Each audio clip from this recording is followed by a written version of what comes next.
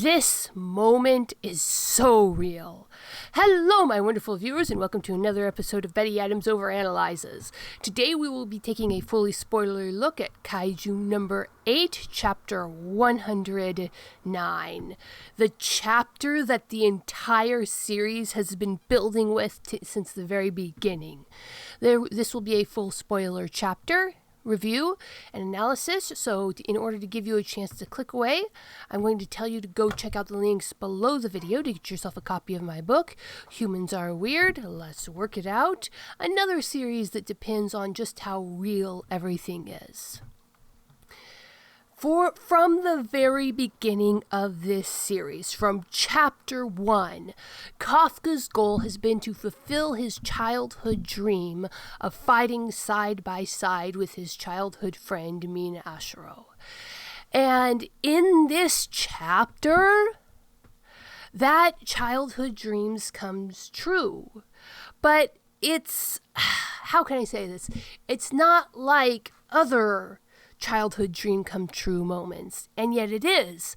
Matsumoto is a master of understanding shonen tropes, of using shonen tropes in a perfectly straightforward manner, but doing it with such skill, with such technical accuracy, that he is able to make those tropes feel grounded and realistic.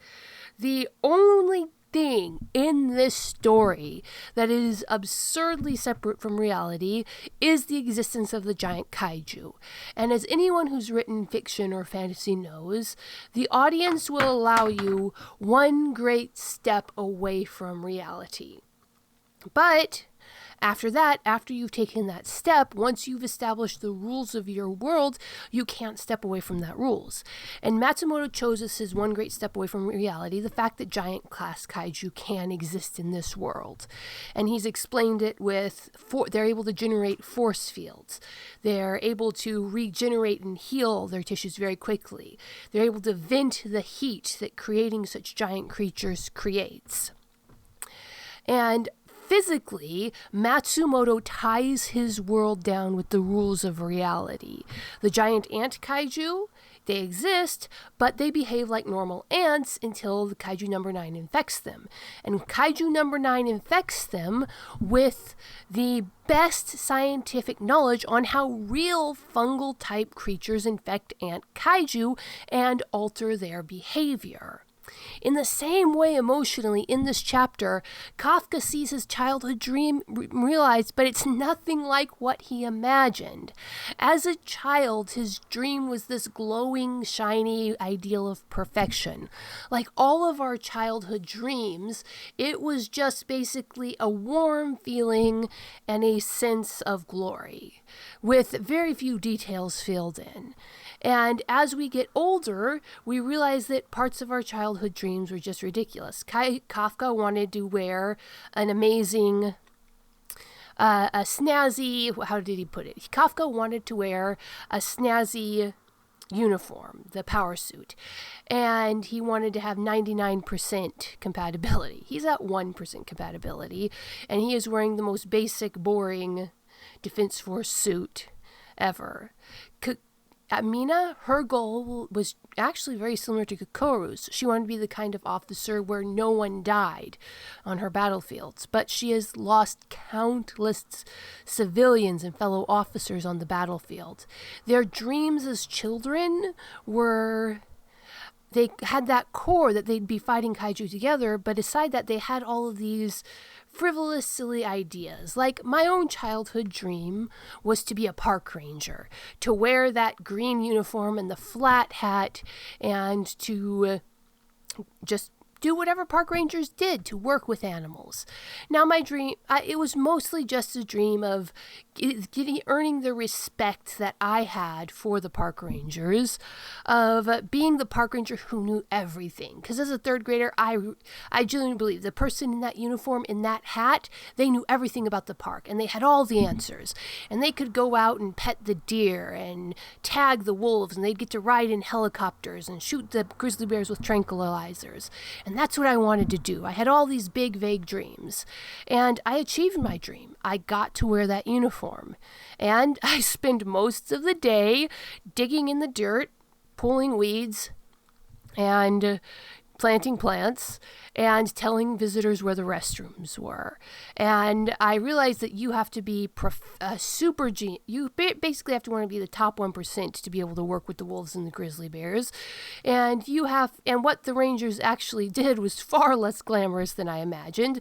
The uniform chafes. It's a knockoff cosplay version of the World War I uniform, because most of the original Rangers were World War I veterans with PTSD who owned nothing but their uniforms when they were hired for the job. The hat is profoundly uncomfortable, and you don't want to have to wear it when you're actually doing dirty work like vegetation management. And there was this one moment. I was in my uniform. I was shepherding around a group of high schoolers who were there on a science trip. And they kept calling me Ranger. And that wasn't technically my title, but you got to respond to it. And then I turn around and I see this group of high schoolers. They're holding their notebooks and their pencils and just looking at me with this look of faith and trust in their eyes. And I had this terrifying moment where I remembered being that child. And I remembered looking at the Ranger like that and firmly believing that Ranger had all the answers.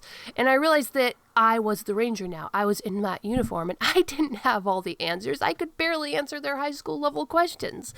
And it kind of, I won't say it destroyed my faith in the uniform, because, hey, the Park Service does good work. The Rangers do good work. But they are not the all-knowing superheroes that I thought they were in third grade.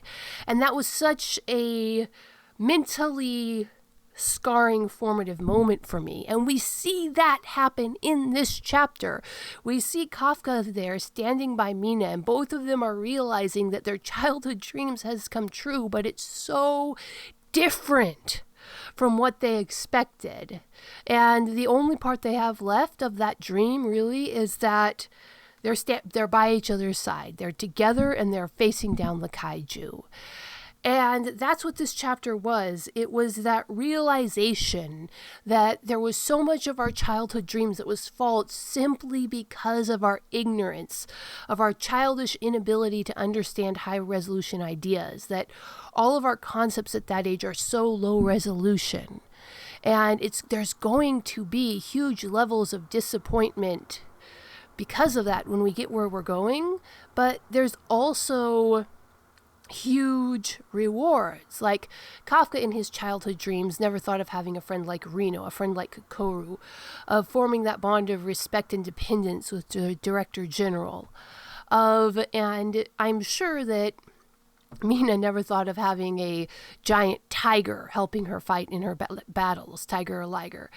And there are rewards for becoming an adult, for stepping past that childhood low resolution of wanting to be the hero and stepping into the full gritty ideal of being the actual hero that you wanted to be, and realizing all the limitations, because ultimately you're just human.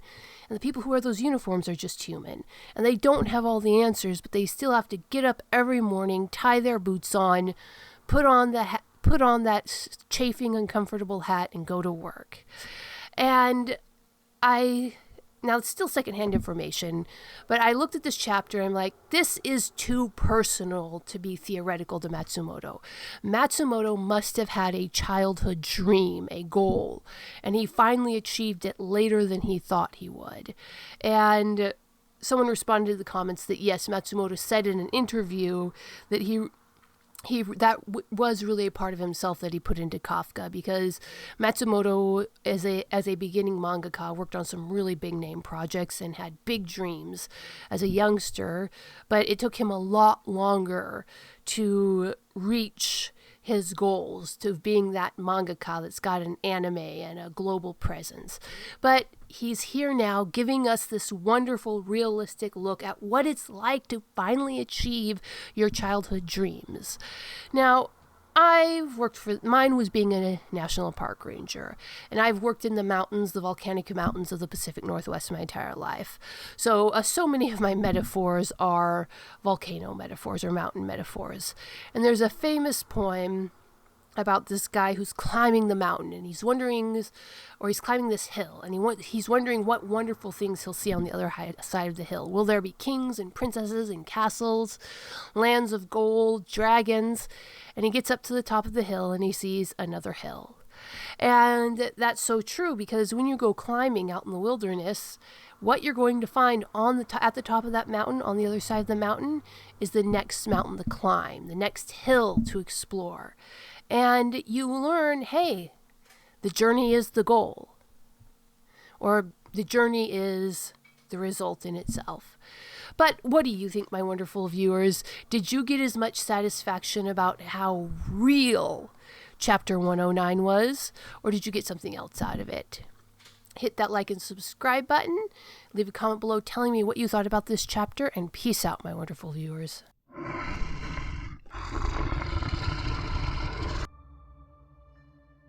Drake McCarty's leg was shattered, deep in the wilderness. As the flash flood closed over him, something alien pulled him from the waters. A military base that shouldn't exist. An ancient warrior with secrets of his own. Drake returns to his family with a whole leg and the burden of a secret he doesn't understand.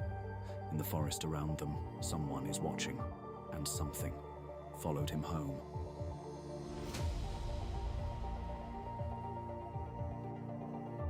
Flying Sparks. 90,000 words of science fantasy adventure. The first novel in the Dying Embers universe is now available on Amazon, Barnes & Noble, Kobo by Rakuten, Google Play Books, and from the author as a signed copy. Get your copy now and step into a world where dragons walk the forest, aliens lurk on the mountain, and things go boomp in the night.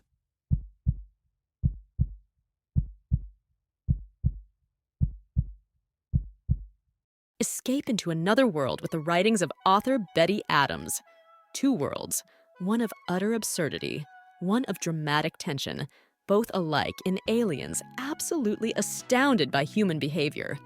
Humans are weird, short, absurd science fiction stories.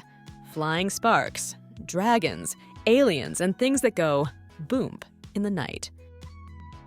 Books available on Amazon, Barnes & Noble, Kobo by Rakuten, Google Play Books, and at authorBettyAdams.com for a signed copy.